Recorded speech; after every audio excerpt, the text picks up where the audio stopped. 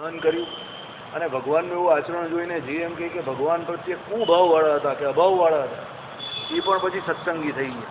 એટલે એક ક્ષમા નામના ગુણનો બહુ મોટો મહિમા થયો. હવે ભગવાનના બીજા ગુણ જે કોઈ છે એની ઉપર આગળ આપણે વાત કરીએ.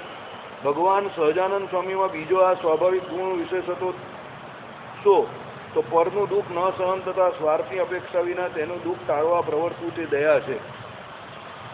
બીજાનું દુઃખ વગર સ્વાર્થે દૂર કરવાની જે કોશિશ કરવી એ એમ કે દયા છે. આ કળિયુગમાં દયા નામનો ગુણ બહુ જતો જાય છે.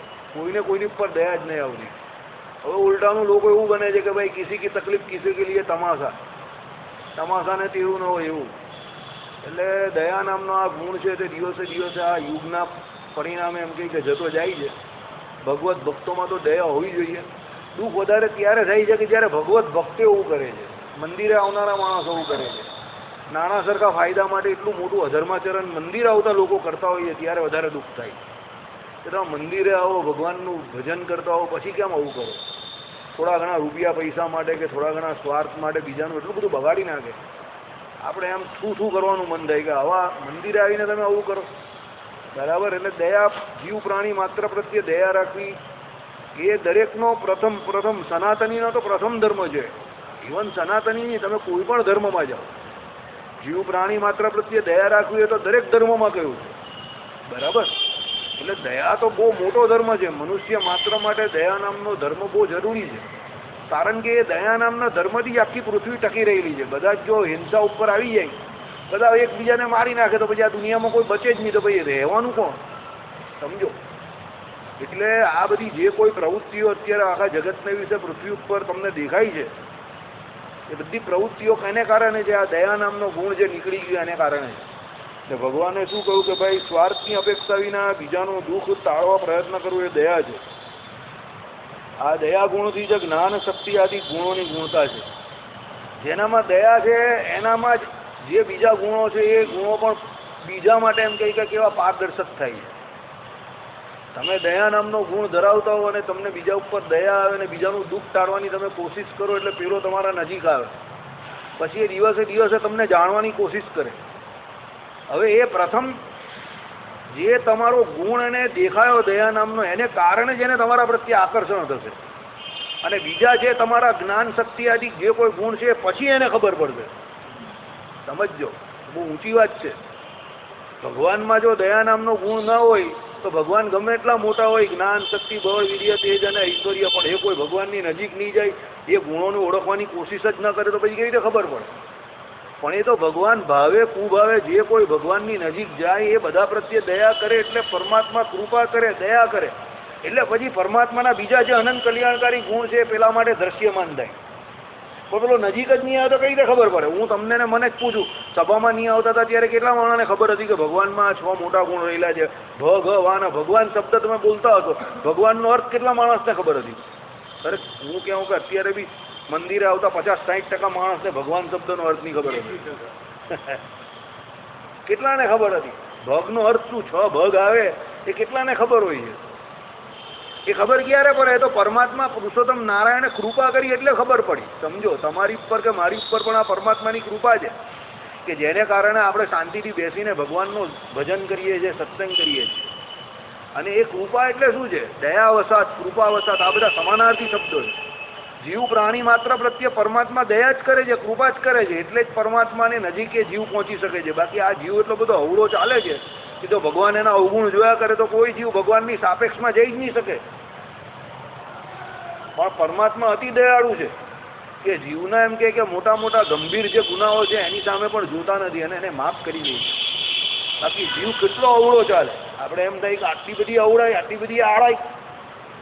નિષ્કુળાનંદ સ્વામી કહીને કળિયુગના માણસની બુદ્ધિ એક તો અવળી ને બાજુ ઉલટી ને અવળી, બેવ ઉલટી ને બાજુ અવળી.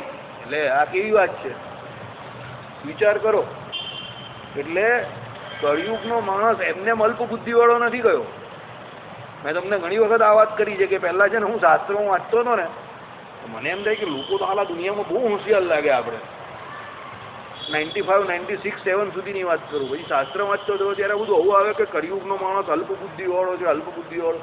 મને થાય કે આ લોકો વધારે પડતું નહીં લખતા. અત્યારે તો લોકો બહુ બુદ્ધિશાળી હોય છે.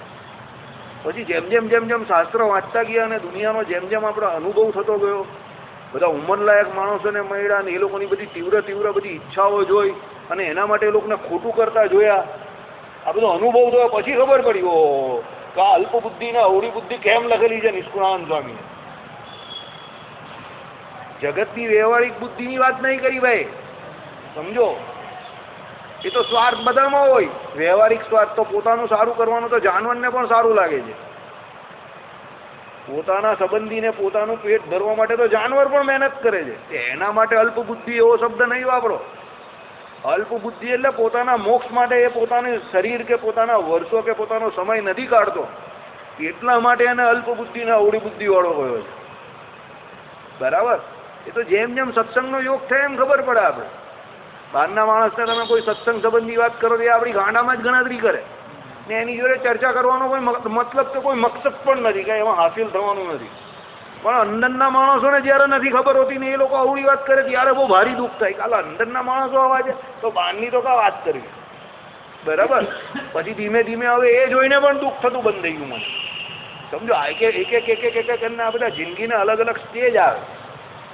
પહેલા શું હતું, બહારના લોકોને જોઈને એવું થતું હતું ભાઈ, અંદરના લોકોને અંદર એવા. હવે અંદરનાને જોઈને પણ એવું નહીં થતું, કારણ કે અંદર પણ ઘણી પ્રકૃતિના ઘણા બધા માણસ, બધા મંદિર આવે તો થોડા ભગવાન મેળવવા કે ભગવાનનું ભજન કરવા આવે છે. એ પછી ખબર પડી. પહેલા આપણે બધાને એવું કહેતા હતા કે તું આલા મંદિર આવીને ભજન કરે છે ભગવાનનું ને આવું કરે છે. આપણે પહેલા એવું કહેતા હતા, કારણ કે આપણે બધાને સરખાને સારા સમજતા હોઈએ તો મંદિર આવે તો સારો જ હશે ને. પણ પછી ખબર પડી મહારાજે કહ્યું એ પ્રમાણે કે ભાઈ અનંત કોટી પ્રકારના અને અનંત કોટી પ્રકૃતિને એમ કે જીવ હોય છે ને એના માટે અમે વેદો લખેલા છે ને વેદોમાંથી જેને જે ગ્રહણ કરવું હોય તે કરે. એમ કે સાત્વિક, રાજસ અને તામસ એ 3 પ્રકારના જીવ, એમાં જે ગુણ જેમાં મુખ્યપણે વર્તતો એ પ્રમાણેના જે કંઈ કર્મ કરવા એ કર્મમાં એને રુચિ એ એના ગુણ વર્તતા એ પ્રમાણે જ થાય. તામસી કર્મ કરવાવાળાને એવું જ અંદરથી દેખાય. મધ્ય માસ સંબંધી એમ કે જે કોઈ ક્રિયા કરવાની હોય એને મધ્ય માસથી જે એમ કે દેવતાને એમ કે ભવિષ્ય કરવાનું હોય કે ભાઈ જે દેવતાને પ્રસાદ હોય કે જે દેવતાનો એમ કે થાળ કરવાનું હોય એને એવું જ દેખાય. અને સાત્વિકને સાત્વિક દેખાય. બરાબર. હવે એ જો વેદોમાં લખેલું હોય તો વેદને અનુલક્ષીને તમે જોવા જાવ તો બધા મંદિરોથી માંડીને સનાતન સંસ્કૃતિના જેટલા પુસ્તકો છે, શાસ્ત્રો, તમે જે કહો છો કે મંદિરોમાં જે કોઈ દેવતાઓની મૂર્તિઓ મૂકેલી છે કે ભગવાનની મૂર્તિઓ મૂકેલી છે એના પછી જે કોઈ લોકો એની પૂજા પાઠ, આરાધના, ઉપાસના જે કંઈ કરે છે એમાં પણ આ બધો ફેર રહેવાનો જ. હવે એમાં ફેર રહે એટલે એ પ્રમાણે એ લોકો એવા જ રહેવાના. બરાબર. એટલે દિવસે હવે લોકો પ્રત્યેની જે એક્સપેક્ટેશન આપણી કહેવાય ને આશા એ ઝીરો થવા માંડી. સમજો કે કોઈની ઉપર બહુ મોટી આશા રાખવી જ નહીં તમારે કે ભાઈ આ બહુ સારો છે કે આ તો બહુ આવું કરે જ નહીં, આણે આવું કરી નાખ્યું, એવી બહુ આશા નહીં રાખવી કોઈના પ્રત્યે બહુ મોટી. કેમ? આપણે એની ઉપર આશા રાખીએ ને કાલે ઉઠીને એ કંઈ કરે તો આપણે દુઃખ થાય. એના કરતાં એવી આશા જ નહીં રાખવાની, કારણ કે તુન્ને મતિ ભિન્ન જેવું જ છે. અને જેને જ્યારે જે પ્રકારનો ગુણ વર્તો એ એને ગુણને આધીન જ ક્રિયા કરવાનો છે, કોઈ ગુણથી પર વર્તતો નથી. અને આપણે ત્યાં અનફોર્ચ્યુનેટલી કમનસીબે એવી રીતે એ પ્રકારનું કોઈ જ્ઞાન આપનારું નથી. સમજો. હવે જ્યાં સુધી એ સંબંધી જ્ઞાન થવાનું નથી ત્યાં સુધી સુધારો તો આવવાનો જ નથી. એ તો નક્કી જ વાત છે. હવે આપણે કોઈને કહેવા જઈએ તો બધા કંઈ દુનિયાભરની બધી સમજણ તને જ પડે છે તો બીજા બધા ગધા છે.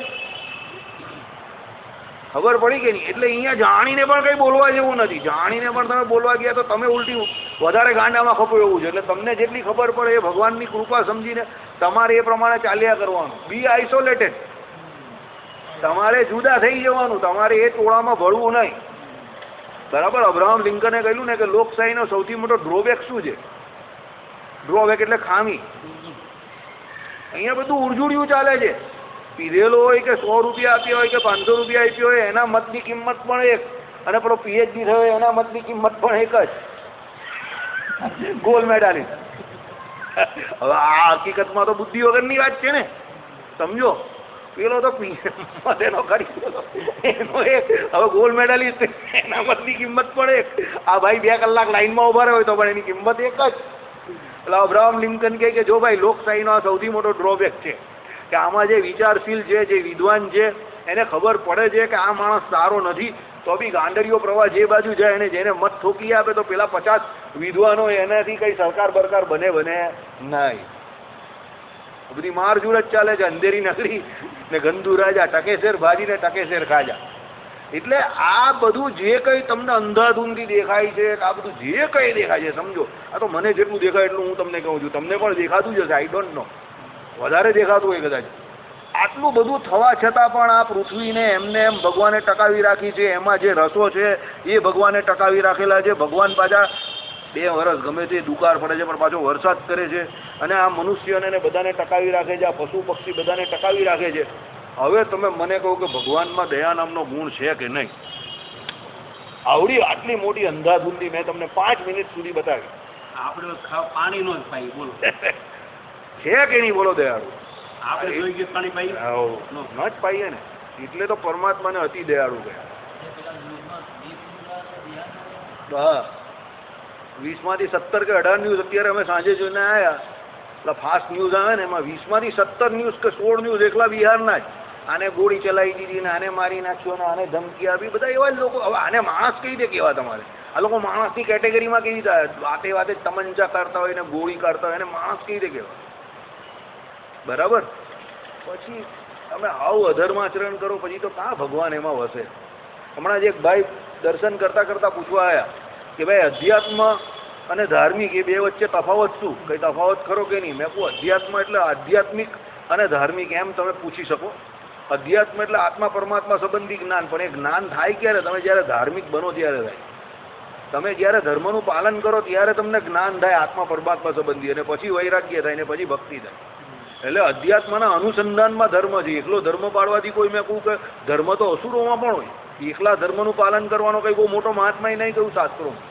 એ તો શિશુપાલ આદિકમાં અને જરાસંઘ આદિકમાં અને કર્ણ આદિકમાં પણ થોડા થોડા ધર્મો તો હતા, પણ અધ્યાત્મ ન હતું. આત્મા અને પરમાત્મા સંબંધી જ્ઞાન એમને ન હતું, કારણ કે બધા દેહાત્મ બુદ્ધિવાળા હતા, એટલે તો ભગવાનના દ્વેષી થયા. અને આ પરમાત્માના સંબંધી જ્ઞાન તો એ લોકોને જરા પણ નહીં હતું. સમજો કે આ પરમાત્મા છે શ્રી કૃષ્ણ સાક્ષાત પુરુષોત્તમ નારાયણ, એ તો એને ભાન જ નહીં હતું કોઈને. એમને એમ થોડા બોલો દુર્યોધન ભગવાન પાસે માંગવા જાય ને ભગવાનના માથા પર જઈને બેસી જાય. અક્કલ હોય તો બેસે કોઈ? તમે સામાન્ય માણસ પાસે પણ મદદ માંગવા જાવ તો એના માથા પર જઈને બેસો તમે?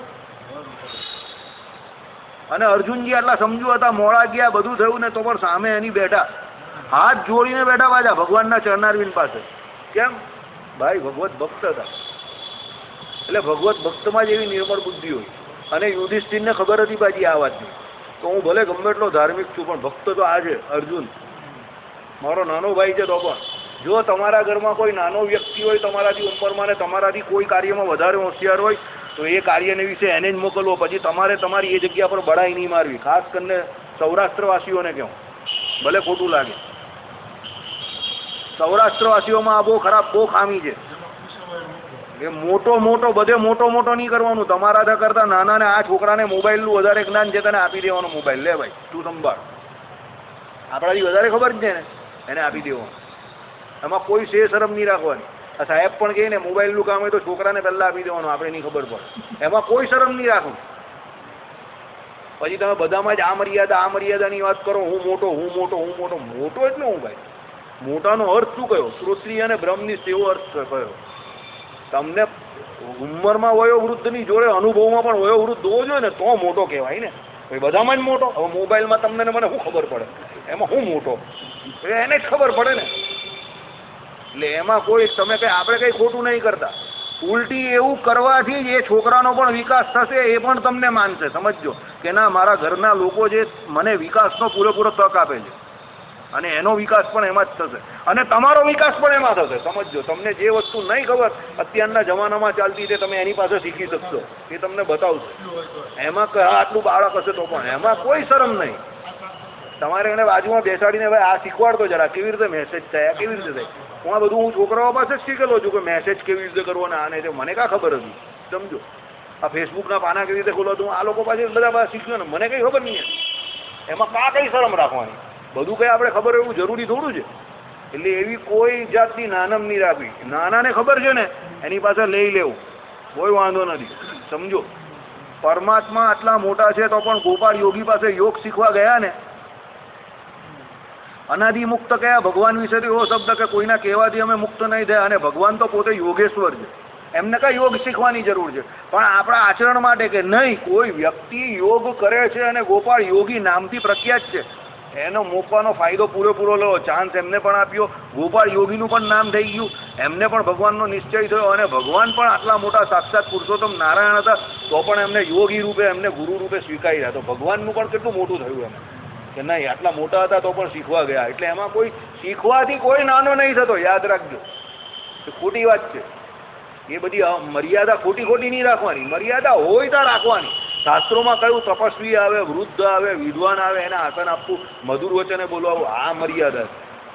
મા બાપની સેવા કરવી આ મર્યાદા છે, પણ બધી ખોટી મર્યાદા બધામાં એને ખબર છે ને તું એને ચૂપ રાખે એ થોડી મર્યાદા છે. અક્કલ જેને ખબર છે એ જે બોલવાનો ને, પછી બીજો કોણ બોલે? બગડે. એ તો ઉલટી બગડે. મને ખબર નહીં હોય ને હું બોલું તો બગડે જ, ઉલટી બગાડ જ થાય. એને ખબર છે તો એને જ બોલવા દેવું ને ભાઈ, એને જ કરવા દેવું, બરાબર. રાજકીય કુને મારા કરતા વધારે પેલામાં હોય તો પછી મારે એ કામ એને જ સોંપવું જોઈએ, એ હકીકત છે. કુને મારા કરતા એનામાં વધારે છે તો હું એને જેવા કામ સોંપું. આ સીધું હોય તો પછી હું કરી નાખું. એ તો બધામાં અલગ અલગ વસ્તુ હોય ને, બધું કઈ સરખું થોડું હોય છે બધામાં. આપણે કઈ ભગવાન થોડા છે.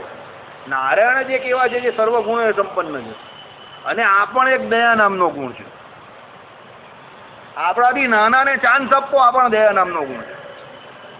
તમારામાં એ ક્રૂરતા ન હોય ને તમે દયા રાખો તો જ તમારું અને એનું બંનેનું સારું થાય. આવા બધા પ્રેક્ટિકલ ઘણા બધા ઉદાહરણ છે, બરાબર, પણ અત્યારે સમયના અભાવે કરીને જણાવતા નથી. બહુ જરૂરી છે અત્યારની દુનિયામાં આ બધું. એટલે ચાલો આપણે પ્રેક્ટિકલ વાત થોડી વધારે કરવાની. જો દયા ગુણ ન હોય તો જ્ઞાનાદિ ગુણ કશા અર્થના નથી. તમે કેવું કે ભાઈ આ ભાઈને બહુ જ્ઞાન છે, આવી એને, ભાઈ કશે બોલતા જ નથી, શું કામનું? કઈ કામનું ખરું?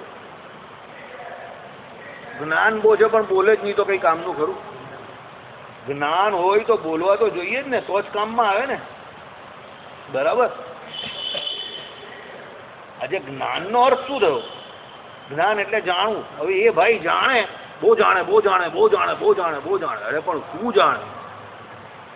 એ લઈને જ ચાલ્યા જાય. પછી લોકો કઈ બહુ જાણતા હતા, શું જાણતા હતા કોઈ,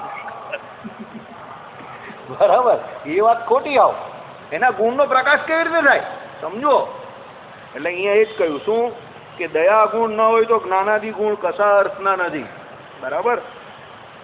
નિરર્થક જેવા છે. આ ભગવાન જ્યારે અતિ દીન કરમાઈ ગયેલા મુખવાળા, અશ્રુપૂર્ણ નેત્રવાળા દુઃખીજનને દેખે ત્યારે તત્ક્ષણ દયાથી ભીના હૃદયવાળા થઈ સ્વયં સહજાનંદ એટલે કે સ્વાભાવિક આનંદમય છે, તથાપી દુઃખ વ્યાકુળ થઈને તેનું દુઃખ ટાળવા સાક્ષાત પોતે જ પ્રયત્ન કરતા, તેમાં પોતાની જગત નિયંતા એટલે જગત નિયંતૃત્વાદી, અક્ષર પર તરત્વાદી મોટપને પણ ભૂલી જતા હતા. કેવા અઘરા શબ્દો વાપરેલા, બોલતા પણ તકલીફ પડે છે, બરાબર. કહેવાનો મતલબ શું છે?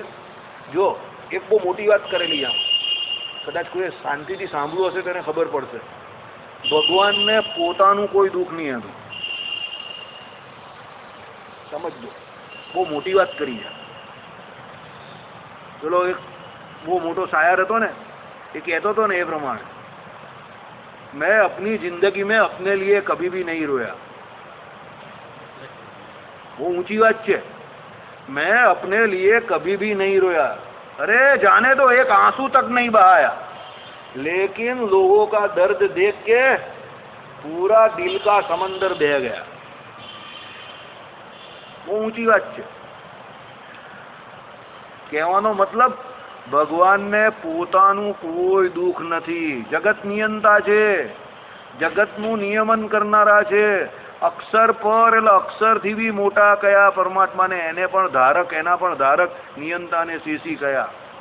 એટલે પોતાનું તો પરમાત્માને કોઈ દુઃખ છે જ નહીં. સહજાનંદ એટલે સહેજે આનંદ આપનારા જ છે. એટલે પોતે પણ આનંદી છે અને આનંદ નામના ગુણને પણ પોતે શું ધારીને રહેલા છે. એટલે એનો જે સંગ કરે એ બધાને પણ આનંદ આપનારા છે. પણ આવા આનંદી, આવા ગુણવાન હોવા છતાં બીજાનું જે દુઃખ છે એ પરમાત્માથી જોવાતું નથી. અને બીજાના દુઃખે કરીને પોતે દુખિયા થાય છે. બીજાના દુઃખે દુખિયા એટલે એનો મતલબ ખબર, એનો અર્થ અહીંયા શું થયો? દિલગીરી. બીજાના દુઃખે દુખીઓ જે થાય એ એનું દુઃખ દૂર કરવાની કોશિશ કરે. તમને બીજાના દુઃખનો અહેસાસ જ ના થાય તો તમે એનું દુઃખ દૂર કેવી રીતે કરવાના? બહુ મોટી વાત છે આ. આજે કોક એવું કહેતું હોય કે ભાઈ મને પેટમાં બહુ દુખે છે, બહુ દુખે છે. તમે કે યાર રોજ જ દુખે તો હું શું કરું એમાં? બોલો. હવે તમે આવો જવાબ આપ્યો કે ભાઈ હું શું કરું, એનું કારણ ખબર છે તમને? પેલાને પેટમાં જે દુખે છે એ કેટલું દુખે છે એનો તમને અહેસાસ નથી, કારણ કે એને દુખે છે, તમને દુખતું નથી. પણ જો તમે એની પીડા જો ને એને જે કણસતો એ તમે જો તો તમે કઈ ठहर जा, अभी कुछ करता हूँ, अभी मैं कुछ करता हूँ, रुक जा थोड़ा सा, अभी कुछ करते हैं. देख बारिश भी गिरी है आज, तो आसमान भी खुला होके नंगा होके बरस रहा है, ये बिजलियाँ भी पूरी कड़क रही है आज, उसकी और हमारी और तुम्हारी तीनों की आ गई है, चल देखते हैं कौन जीतता है. એમ કરીને પેલાને આમ થોડીક આપો તમે હૂંફ આપો તો પેલાને થાય કે નહીં ભાઈ કોક તો છે મારું, પણ તમે એને એવી રીતે દુઃખ દર્દમાં મૂકી દો. ઉપરથી આકાશ વરસતું હોય, ભાઈ તમે કહો જો ભાઈ વરસાદ બહુ પડે છે, આમાં કંઈ થાય એવું નથી, તું શાંતિથી એમને એમ બેઠેલો રહે, એ બેસી શકવાનો એમ. પણ તમે એને હા હૂંફ આપો, થોડીક હામ આપો, ચાલ કંઈક ડૉક્ટરને શોધી આવીએ, કંઈક કરીએ, કોકને ફોન કરીએ. પેલાને કદાચ એવું થાય કે કદાચ કોઈ આવી જાય ને મારી મદદ થઈ જાય ને મને અત્યારે દુખાવામાં રાહત થઈ જાય. પણ કોઈ આવું હાથ આપવાવાળું જ નહીં હોય તો પછી પેલા બિચારાનું શું થાય? એમ પરમાત્મા જે કોઈ દુખિયારા, બિચારા દુખિયારાનું તો આ દુનિયામાં કોઈ હોતું જ નથી, બધા એને છોડીને ચાલ્યા જ જાય. ત્યારે ભગવાન એને શું હૂંફ આપે છે? હૂંફ એટલે કેવી? બોલવાની ખાલી સાંત્વના એવી હૂંફ નહીં, એને હકીકતમાં મદદ કરે છે, એના દુઃખે દુખિયા થાય છે અને એનું દુઃખ દૂર કરવા માટે સંપૂર્ણ પ્રયત્ન કરે છે. એટલે પરમાત્માને અતિ દયાળુ કહે. આવો દયા નામનો ગુણ ભગવાન સિવાય બીજા કોઈમાં હોય નહીં, ફક્ત ભગવાનમાં જ હોય. અને કોઈએ આવી કોઈ દિવસ તુલના પણ નહીં કરવી. યાદ રાખજો, આ ભગવાનનો ધ્રુવ છે. ભગવાનના ગુણ જોડે બીજા કોઈએ કદાપી કોઈ કાળે એ તુલના પણ નહીં કરવાની ભગવાનના ગુણ જોડે. અરે કોઈ બીજાની પણ ના કરવી, પોતાની તો વાત બહુ દૂરની છે, કોઈ બીજાની પણ ના કરવી. ઘણા કહે ને એ તો ભગવાન જેવો છે, બહુ ખોટી વાત છે. ભગવાન જેવો આ દુનિયામાં કોઈ છે જ નહીં, કોઈ હતો પણ નહીં ને કોઈ થવાનો પણ નથી. કારણ કે ભગવાનમાં જે ગુણો છે ને બધા કેવા છે? અનંત છે, અપરિમિત છે, અમાપ છે. ગુણો પણ અનંત છે અને ગુણોની જે ક્વોન્ટિટી જે છે ને એનો જથ્થો એ પણ અમાપ છે. પરમાત્માના ગુણો પણ ઘણા એવા નથી અને ગુણો એ કેટલા મોટા છે એ પણ માપી શકાય એવા નથી. એટલે પરમાત્માની તોલે કોઈ આવે એવો જ નથી. સમજી ગયા? દયા તો કેટલી દયા તો એ અમાપ છે, કંઈ કહી શકાય એવું જ નથી. બરાબર? પણ આપણા માટે બહુ કામની છે. ચાલો, એટલે પરમાત્મા એ બધું ભૂલીને બીજાને મદદ કરે છે અને તે સમયે તેમને આ આપવા યોગ્ય છે ને આ આપવા યોગ્ય નથી એવો વિભાગ પણ રાખતા નથી. કોઈનું દુઃખ દૂર કરવું હોય તો પછી કઈ જોવાનું નહીં, પછી દઈ દેવાનું. તો ઘણા મોટા માણસને જોયા છે 1000, 2000, 5000ની સાલ ઓળેલી હોય અને કોઈ ગરીબને એવું લાગતું એ લોકોને તો ફટાક દઈને આપી દે. એવા મેં ઘણા માણસ જોયા છે કે જે 5000નું પેલું બહારનું જેકેટ પહેરેલું હોય ને કોઈને ઠંડી લાગતી હોય તો ફટાક દઈને કાઢીને પેલાને ઓઢાવી દે. અને એવા પણ જોયા છે મેં કે બીજાનું પહેરી લે, બીજાનું પણ ખેંચી લે, ચડ્ડી પણ નહીં છોડતા. એવા પણ જોયા છે કે ચાલ ચડ્ડી પણ લઈ જવા દે, કંઈ કામમાં આવશે, ઘરે પોતું મારવા. એવા પણ જોયા છે. એટલે બંને પ્રકારના માણસ જોયા છે. હાવ નિમ્ન કક્ષાના પણ જોયા છે, ગરીબનું પોતું લઈ જનારા પણ જોયા છે. અને આવા પણ જોયા છે કે બીજાને ઠંડીમાં જોઈએ તો પોતાનો કોટ કાઢીને આપી દે. તો આપણા ગુજરાતમાં તો 8-9 મહિના ગરમી જ પડે જ છે, 2-3 મહિના ઠંડી પડે પણ કંઈ જેકેટની કે કોટની જરૂર જ નથી. આને આપી દે, આને કામમાં આવશે. બરાબર? ચાલો, મને યાદ નથી મેં છેલ્લી વખત જેકેટ ક્યારે પહેરેલું. એટલે સુરતમાં અહીંયા ઠંડી જ કાં પડે કે જેકેટ પહેરવાની જરૂર પડે. આ બહાર જઈએ કે ઉત્તરમાં તો કંઈ જરૂર પડે હિમાલય પાસે. અહીંયા તો મને એવું કંઈ લાગતું જ નહીં કે ઠંડી પડે. હું તો એવું વિચાર કરીને બેઠો જ કેટલા સમયથી, કારણ સુરતમાં કંઈ ભરાઈને આમ ઠંડી પડે, કંઈ બરફના કડાવડા પડે તો આપણે કંઈ બહાર નીકળીએ, એવું કંઈ પડતું જ નથી. પછી એમાં પણ પેલો આપણે મેં તમને કહું ને એ પ્રમાણે જરા આપણે આમ છે. બરાબર? ચાલો, બોડી હોય ને એનો ઠંડી ઓછી લાગે એટલે પડે છે જ કાંઈ, અહીંયા તો ગરમી જ પડે છે. આપણા વડાપ્રધાન કહીને એ પ્રમાણે એને કોઈ પૂછ્યું કે તમારી ફેશન કંઈ ખબર નહીં પડતી, લોકો પેલો કપની આટલી પહેરે અને નીચે પેલું આટલું પહેરે, પણ તમે આ બાઈ કેમ કાઢી નાખી? આપણા વડાપ્રધાનને કોઈ પૂછેલી આ વાત કે આ તમારી પોતાની ફેશન છે તે કે આમ ફેશન નથી, મજબૂરી છે. કે મજબૂરી કેમ કે ગુજરાતમાં એમ કે 9 મહિના જેવી એમ કે ગરમી જ રહી છે, હવે ઠંડી પડે નહીં તો પેલું લાંબો જબ્બો પહેરીએ તો હવા જાય. એટલે હું શું કરું, બનાવ્યો તો પેલો દરજી લાંબો છે, પછી જાતે જ કપાઈ નાખું છું, જાતે કાપી નાખું છું, સિલાઈ કરી દેવું છું. આપણા વડાપ્રધાને આ જાતે વાત કરેલી એમના ઇન્ટરવ્યુમાં. હવે મને નહીં ખબર કે આ ફેશન થઈ જશે, એ ફેશન થઈ ગઈ. ઇન્ટરનેશનલી જ્યારે સાહેબ ઇલેક્શનમાં ઉભા રહ્યા તો બધા ફેશન ડિઝાઇનરોએ આ વસ્તુ નોંધવા લીધી કે ભાઈ એ બહુ સારી ફેશન આઇકોન માણસ છે આ તો. એ કંઈ ફેશન નહીં હતી, મજબૂરી હતી. બરાબર. એટલે ગરમી હોય, ઠંડી હોય, ગમે તે સિઝન હોય, ભગવાન કે એ પ્રમાણે તમે બીજા જીવ પ્રત્યે દયાવાન થઈ શકો. તમારી પાસે જે કંઈ વસ્તુ છે તમે એને આપી શકો છો, પણ એ દયા નામનો ગુણ હોય તો ચાલો. એટલે એ તો ભગવાનમાં સૌથી મોટો છે. આ જે સ્વાભાવિક ગુણાતિશયથી પોતાના ગુરુ રામાનંદ સ્વામીએ સુપ્રસન્ન થઈ વરવાનું કહેતા બીજા વરો નહીં માંગતા, લોક હિતોપયોગી એવો જ વર માંગ્યો. કે જો આ બહુ મોટી વાત છે. ભગવાનને વર માંગવાનું કહ્યું તો ભગવાને એના સત્સંગી માટે માંગ્યા. લોક હિતોપયોગી એટલે લોકના હિત માટે માંગ્યા, પોતાના માટે નથી માંગ્યા. બરાબર. આ વસ્તુ બતાવે છે કે પરમાત્મા આપણા પ્રત્યે કેટલા દયાળુ છે. આપણે કહીએ ને કે ભગવાન મારા માટે કંઈ કરતા જ નથી, આમને આમ ઊભા ને ઊભા જ રહેલા, હલતા નથી. બરાબર. અરે ભાઈ, ભગવાને આપણા માટે બધું બહુ કર્યું છે, આપણે એને ધ્યાનમાં નહીં લેતા, બાકી બધું બહુ કરેલું છે. બરાબર. પરમાત્માની કૃપા તો આપણી ઉપર અતિ વિશાળ એવી કૃપા છે કે અમાપ છે, પણ આપણે એને ધ્યાનમાં નહીં લેતા. એટલે અહીંયા હવે શું કહ્યું તે સાંભળો. આ સત્સંગમાં કોઈને પ્રારબ્ધ કર્મ પરિપાકને લીધે અન્ન વસ્ત્રાદિક નહીં મળવાના ક્લેશ કારણથી દુઃખનો પ્રસંગ આવવાનો હોય, તથા પહેલી વાત સત્સંગી થયો હોય, મહારાષ્ટ્રી પાસે મંત્ર લીધો હોય, રોજ મંત્રનો જપ કરતો હોય, પાકો સત્સંગી હોય, ધર્મ નિયમમાં રહેતો હોય, તો હું નથી માનતો કે આ સંપ્રદાયમાં એટલે ઉદ્ધવ સંપ્રદાયના કોઈ સત્સંગીને અન્ન વસ્ત્ર ને આબરૂની તકલીફ પડે. જોજો, લોકો આ શબ્દનો અર્થઘટન ખોટું કરે છે. લોકો કહે એટલે સ્વામિનારાયણ વાળા બધા માલદાર હોય. આવું બહારના લોકો આવું કહે છે, એમના ગુરુએ માંગી લીધેલું એમના ગુરુ પાસે. આવું બહારના લોકો કહે છે. અન્ન વસ્ત્ર અને આબરૂ એટલે હાવ છેલ્લી વાત કરેલી મહારાજે કે ભાઈ ખાવા પીવાનું ન મળે, ઓઢવાનું ન મળે અને આબરૂ એની ન જાય એમ. એવું ભગવાને માંગ્યું એટલે બધો સુખેથી ભજન કરી શકે. આમાં કોઈ લાખોપતિ, કરોડોપતિ કે કંઈ અબજોપતિ થવું એવું નહીં માંગ્યું. કંઈ શાંતિથી ભજન કરી શકે એવું માંગેલું છે. સમજો, શાંતિથી ખવાય તો ભજન થાય ને 2 ટાઈમ. બરાબર. ચાલો. એટલે ભગવાને શું અન્ન વસ્ત્રાદિક નહીં મળવાના ક્લેશ, એનાથી ક્લેશ જ છે કારણ. અને તમે આ કેમ માંગ્યું ભગવાને એ તમને ખબર નથી. આના ઉપર બહુ મોટી હિસ્ટ્રી છે, બહુ મોટી સ્ટોરી છે. આમાં એવું હતું કે આના પહેલાના યુગમાં જે હરિભક્તો હતા ને એમની હિસ્ટ્રી બહુ ખરાબ હતી. બધા સુદામા અને નરસિંહ મહેતાને બધાને બહુ તકલીફ હતી, બધી રીતની તકલીફ. રંતિદેવને બધાને તમે જો તો 49 દિવસ સુધી ઉપવાસ થયા ને બધી બહુ તકલીફ વાળું. એટલે બધા ભગવાનના ભક્તોએ કહ્યું કે ભાઈ તમે કળિયુગમાં આવા કડક નિયમ રાખશો તો કોઈ તમારા ભગત નહીં બને. ભાઈ આટલું બધું દુઃખ કોઈ કળિયુગનો માણસ સહન નહીં કરે. એટલે ભગવાને આ પહેલેથી માંગી લીધું અન્ન વસ્ત્ર ને આબરૂ વાળું. અને માંગ્યું, મને તો એવું લાગ્યું કે અમારા જેવા માટે જ માંગ્યું છે. બરાબર. બાકી અમારા જેવા હલવાનું ને ખસવાનું નામ નહીં દે તો આ ભગવાન જ જમાડે ને. બાકી દુનિયાભરના માણસો સુરતમાં આટલા બધા કામ કરવા આવે ને આપણે શાંતિથી ખાઈ પીને લહેર કરીએ. બરાબર. એ લોકો ગમે એટલું કામ કરે, એ લોકો કામ કરતા નહીં થાકે ને આપણે આરામ કરતા નહીં થાકીએ. બરાબર. તો પણ આપણું પેટ શાંતિથી ભરાઈ જાય. અને જવાહરલાલ નહેરુના આખા સૂત્રને જ આપણે બદલી નાખીએ. બરાબર. જવાહરલાલ નહેરુ કહી ગયા આરામ. બરાબર. ને આપણે સુરતીઓએ શું કહી દીધું, આરામ અમારા. અને તો પણ બધા સુરતી લાલાઓ લહેરથી જ રહેતા હોય, લહેર પાણીને લાડુ.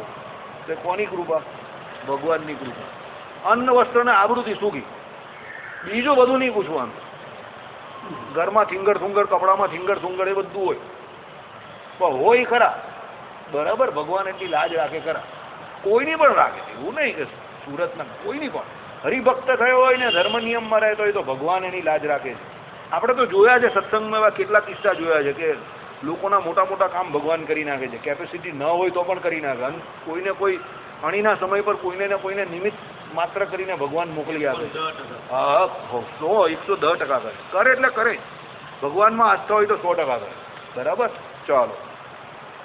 એનાથી મોટી વસ્તુ હવે કે છે અન્ન વસ્ત્ર ને આબરૂ તો આ લોક માટે છે, પણ એનાથી મોટી વસ્તુ તથા મરણ સમયમાં મહાદુઃખનો પ્રસંગ આવવાનો હોય તો તે બધો દુઃખ પ્રસંગ મને જ ભલે પ્રાપ્ત થાવ. આ મૃત્યુ બહુ ખતરનાક છે ભાઈ. આ જીવ જે છે ને તે જ્યારે આ શરીર જ્યારે છોડે છે ને ત્યારે કરોડો વીછી અને એકી સાથે કરડતા હોય ને એ ડંખ જે લાગે એનું જે દુઃખ થાય ને એટલું મોટું દુઃખ થાય છે. આવું શાસ્ત્રોમાં લખેલું છે. કરોડો વીછી એટલે અરે ભાઈ એક વીછી કરી દે તો આપણો જીવ નીકળી જાય કોઈનો. આવું લખેલું છે શાસ્ત્રોમાં આપણા. કારણ કે એ જીવને એ દેહ પ્રત્યે એવું હેત હોય છે ને પેલા જે યમદૂતો આવી ખેંચીને બહાર કાઢે છે ને એને એવી પીડા થાય છે કે આ દેહ છોડી દેવાનો એમ એટલી ભારી અને પીડા થાય છે ને પાછા શરીરમાં રોગ હોય આ હોય. કારણ કે 100% હવે જ્ઞાન શક્તિ તો શરીરની હણાઈ જ ગઈ હોય વૃદ્ધાવસ્થામાં. એ તો કોઈ બહુ જવલ્લે જેવો વ્યક્તિ હોય કે જેની જ્ઞાન શક્તિ અને શારીરિક શક્તિને બધું બરાબર હોય. વૃદ્ધાવસ્થામાં બધું તો હણાયેલું જ હોય ને જ્યારે શરીર છોડે ત્યારે જીવ. એટલે એ પીડા અને સૌથી મોટી પીડા આ જ કે જ્યારે આ જીવ આ શરીર છોડે ત્યારે બહુ મહાપીડા થાય છે. તો ભગવાને શું કહ્યું કે એ પીડા મારા હરિભક્તને કદાપી ન થાય. માખણમાંથી વાર કાઢે એમાં શરીરમાંથી જીવ કાઢી લેવો. માખણમાંથી વાર કેવો નીકળી જાય એમ ફટાક દઈને બરાબર. પેલો કહી ને દો લસ્સી તને મલાઈ માર્કે બરાબર. મલાઈ માર્કે એટલે મલાઈ જેવી એમ એવી રીતે ભગવાન આમ જીવ કાઢી લે. એટલે હરિભક્ત માટે મહારાજે આ બધી બહુ સગવડતા કરી દીધી છે. મહારાજે કહ્યું ને કે તો કાળનું સ્વરૂપ કોને વિમુખ ને વિકૃત કે વિકરાળ દેખાય કે કુરૂપ દેખાય. વિકરાળ એટલે કુરૂપ એમ. પેલા યમદૂતો આવે ને યમરાજાના કિંકરો ભગવત ભક્તને તો એ બહુ સારું દેખાય છે. કારણ કે એને તો કોણ લેવા આવે? ભગવાન કા ભગવાનના સાધુઓ આવે અને એ તો ભગવાનના ધામમાં છે એટલે એને તો બહુ સુખ લાગે બરાબર. મને ઘણા બધા કહીને મારા આ ગયા તે ગયા તો મને બહુ દુઃખ નહીં થાય છૂટા અહીંયાથી એવું થાય. તો પેલાને એવું થાય કે આ ભાઈને કંઈ થતું જ નથી પણ હવે એકચ્યુઅલી મને એવું જ લાગતું હોય તો હું શું કરું? છૂટ્યા અહીંયા આમ પણ કંઈ લેવાનું નથી મને એવું જ થાય બરાબર. તો પેલા ભાઈને દુઃખ થઈ જાય કે આ ભાઈને ખોટું કહ્યું આને તો કંઈ અસર જ નહીં થતી. હું બીજી રીતે વિચારતો હું બાજુ. હવે અહીંયા આમ પણ કાંઈ સુખ ભોગવીને બિચારો કંઈ ઊંધો પડી ગયેલો અહીંયા દુઃખિત થતો હતો ને એના કરતાં ગયો તો કંઈ આ શરીર છૂટ્યું ને એનું સારું જ થવાનું હતું ને સારું જ થશે ને. હવે હું આ પ્રમાણે વિચારતો હું એ શરીર છૂટે ને આનાથી મુકાઈને એની સારી ગતિ થાય એવું વિચારતો અને પેલાને એમ કે આને કંઈ થયું જ નહીં. એટલે બધી બહુ તકલીફ છે. મેં તમને શું કહું આ બધા ડિસ્ટન્સો મટશે ક્યારે મને નહીં ખબર. તો એ હવે બુદ્ધિના ડિસ્ટન્સો ક્યારે મટે એ તો મારા હાથમાં પણ નથી બરાબર. એટલે આપણે એવું માનીને બેઠા કે આ શરીર શરીર શરીર પણ તમે કોઈ વિદ્વાન પુરુષ પાસે સાધુ પુરુષ પાસે જાવ તો એ તો શરીરને મળમૂત્રથી ભરેલો આજે એમ જ કે છે. આને છોડીને એમ કે ભગવાનના અપ્રાકૃત દિવ્ય દેહને નહીં પામી જઈએ ભગવાને આપેલા અને ભગવાનના ધામમાં જઈને ભગવાનની સેવા કાયમ માટે ના કરીએ. હવે એને એમાં સુખ લાગતું હોય તો પછી એવી જ વાત કરે ને પછી આપણે એમ થાય કે આ તો હાલો આપણે મારી નાખવાની વાત કરે. અરે પણ મારી નાખે તારું હારું થાય ને તું અહીંયા તા કંઈ જીવીને કંઈ બહુ જગન પતાકા પેલી લહેરાઈ નાખે છે. આઈડિયા આવ્યો? એટલે દરેક વસ્તુના શું છે બે રૂપ છે એ સમજતા આપણે આવડવું જોઈએ. અણસમજ જે કરીને આપણે દુઃખી થઈએ છીએ. આપણી ગેરસમજ અણસમજણ જે કંઈ કહીએ એને કરીને દુઃખી થઈએ છીએ. ચાલો એટલે શું કહ્યું કે ભાઈ મરણ સમયમાં મહાદુઃખનો પ્રસંગ આવવાનો હોય તો તે બધો દુઃખ પ્રસંગ મને જે ભલે પ્રાપ્ત થયો પણ તેઓને તે ન થાય તે તો દુઃખ રહિત જ રહે. ભગવાને કેવું માંગ્યું કે આપણે દુઃખથી રહિત જ રહીએ. આ દયાની બાબતમાં પોતાનું વચનામૃત છે કે પૂર્વ દેશમાં એક સમયે નાગડા વૈરાગીની જમાત ભેળો હું તો તે મને સર્વે વૈરાગીએ કહ્યું છે તાંદરજાની લીલી ભાજી તોડો. ત્યારે મેં કહ્યું કે એમાં તો જીવ છે અમે નહીં તોડીએ. પેલા લોકોએ તલવાર બતાવશે હવે જો. પછી એક જણે તલવાર ઉગાડી કરીને દારો કર્યો તો પણ અમે લીલી ભાજી ના તોડી. એવો અમારો દયાળવાળો સ્વભાવ છે. હું તો દત્તાત્રેય જળભરત નારદ અને સુખજી તે સરખો દયાવાળો છે. આ બધા બહુ દયાળુ હતા. નારદજીને પણ કોઈને પણ નારદજી જોતા હતા એટલે એની જે કોઈ શંકા કુશંકા હોય અજ્ઞાન હોય એને દૂર કરવાની કોશિશ કરે ને ભગવાનને મેળવવાની જ વાત કરે અને ભગવાન સંબંધી એને જ્ઞાન આપે ને ભગવાનના માર્ગમાં પેલાને જોડી દે. દત્તાત્રેય ભગવાન પણ એવા જ હતા બધામાં ગુણ જ લેતા હતા. અરે ઘણી કામમાં ગુણ લીધો તો એમણે બીજાની તો કા વાત કરી બરાબર. અતિ દયાળુ. રસ્તે ચાલતા હતા તો જોતા જોતા ચાલતા હતા. એને જળભરત બેવ કે કોઈ નાના સરખા જીવ પ્રાણી માત્ર એ લોકોનો ધ્રુવ ન થાય કોઈ મરી ન જાય. જળભરત પણ એવા હતા. પછી સુખજી પણ એવા હતા. સુખજી અતિ આનંદમાં રહીને શાંતિથી ભગવાનનું ભજન જ કરતા હતા. અતિ દયાળુ. કોઈ જીવ પ્રાણી માત્રને દુખવવા નહીં. કેમ જાણતા હતા કે આ બધાની અંદર મહારાજ પરમાત્મા મહારાજ ઈષ્ટ રહેલા છે. એટલે ભગવાન કે અમારું તો આવો સ્વભાવ છે ને આ બધા ત્યાગી હતા અને ભગવાન પણ પરમહંસની દીક્ષા લીધેલી એટલે ત્યાગી હતા. એટલે બધા ભગવાને કહ્યું ને કે ભાઈ ઋષભદેવ ભગવાનનો જે અવતાર થયો તે અમને પ્રિય છે. કેમ ત્યાગીના એમ કે ધર્મ કેવી રીતે પાળવા તે એમને બહુ સારી રીતે બતાવેલા છે. એટલે અમને ઋષભદેવ ભગવાનનો અવતાર પણ બહુ ગમે. આવું ભગવાને કર્યું. એટલે શું દયાળુ સ્વભાવ ભગવાનને ગમે છે. બરાબર. ચાલો. અને અમારાથી તો એક ગરીબ પણ દુખાયો હોય તો અમે અમારા અંતરમાં એવો વિચાર આવે છે કે જે ભગવાન સર્વ અંતર્યામી છે તે એક ઠેકાણે રહીને સર્વના અંતરને જાણે છે. માટે જેને અમે દુખવ્યું હોય તેના જ અંતરમાં વિરાજમાન હશે. ત્યારે અમે ભગવાનનો અપરાધ કર્યો એમ જાણીને તેને પગે લાગીને તેને જે કંઈક જોઈતું હોય તે આપીએ છીએ. પણ જે પ્રકારે રાજી થાય તે પ્રમાણે કરીએ છીએ. અને રઘુનાથજીને વિશે શરણાગત વત્સરપણું તો ખરું, પણ તે શરણાગત જો જરાય વાંકમાં આવ્યો હોય તો તેનો તત્કાળ ત્યાગ કરી દે. એવી તો રામાનંદ સ્વામીની પ્રકૃતિ હતી. અમારી તો એવી પ્રકૃતિ નથી. અમારે તો પરમેશ્વરના ભક્ત ઉપર અતિશય દયા વર્તે છે. ઇત્યાદિ. કોઈક સમયે ભગવાન દુર્ગપુર રહ્યા હતા ત્યારે દુર્ગતિને પામેલો, દુષ્કાળને લીધે ખાવાનું નહીં પામેલો, ભૂખ વેગથી શિથિલ કરણ ક્લેવરવાળો કોઈ અન્નાર્થીનો દીન ધ્વનિ મધ્યરાત્રિએ સાંભળ્યો. સાંભળતા તરત જ હૃદયમાં દયા આવતા સૂઈ ગયેલા સેવકોને જલ્દી